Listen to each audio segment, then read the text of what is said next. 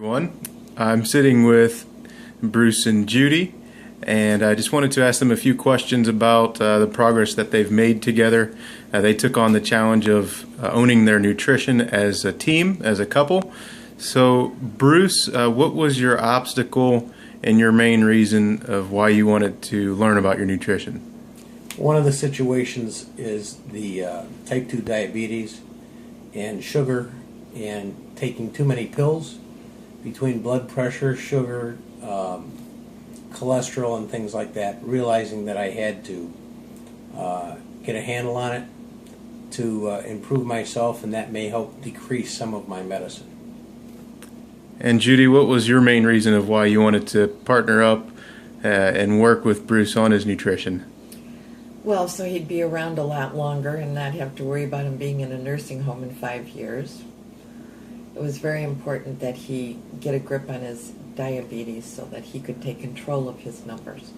And did you have any reasons personally for wanting to learn about nutrition? Sure. I wanted to lose some weight and just learn how to eat better, more nutritionally.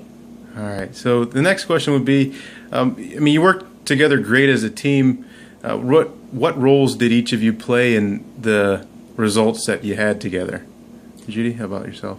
Well, I'd be the nag and say, okay, did you test your blood? I'd pack his lunch to make sure he had his power bar and he had water and he had a nice fat protein-filled sandwich. So that was kind of the role I played with him. And then, of course, in the evening preparing dinner. So we had to make sure that we had the balance of protein, carbs, and fats. And Bruce, how about yourself? What role did you play? Eating all of the good food, but eating the food in the right proportions, and understanding where I needed to add protein. If I was going to have one thing, I had to balance my meals between the fat, the protein, and the carbs. All right. And so the end result, what would you say, before the program, what would you say the average blood sugar reading would be? Prior, I was probably closer to the 180 to 160, and now I'm averaging basically between 90 and 125. So I mean, it's just amazing. And one of the things that I'm doing now is, because it's a challenge, and I quit doing it about 5 years ago, was I didn't get on the scale anymore, and I didn't check my blood pressure or my blood readings every day. And now I'm doing it because I just want to make sure I'm staying on focus. All right. And so what would the biggest takeaway be that you gained, or the knowledge that you gained from doing a program like this? Me? Sure. It's important to eat every 3 to 4 hours, I think or 2 to 3 hours, to keep your metabolism going. So before I rarely had breakfast.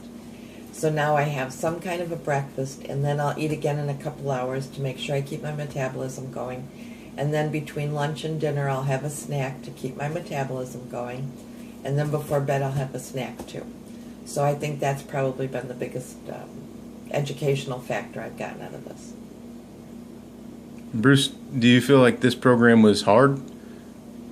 No, it was kind of very strange, because just by counting the carbs, the protein, and the fats, and not by any means cutting back on what I'm eating, I probably eat a little more right now, but I'm eating more of the protein products, and I've never run myself starved, but I've gone from the 232 to 222 was my low, but I bounce because of water weight and stuff like that, and my belt went in 3 loops, and that was even before I lost weight. It was just, I guess, from toning or whatever happens when you balance the stuff.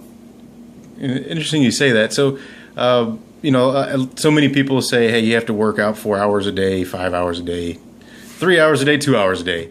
How much exercise did you really put into the program to see the results that you've seen?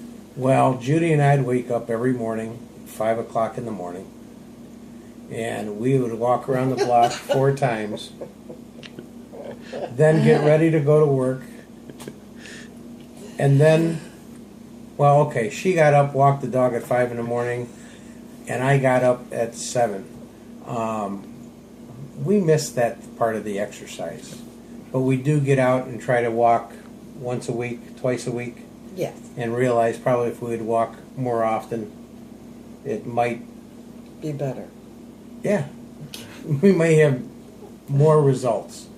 So just to recap that, your nutrition is extremely important, even if your exercise isn't a crazy amount, like 2 hours of workout 4 days a week. That's doesn't make sense to me either. But I just wanted to kind of point that out. So any closing thoughts or comments that either of you have?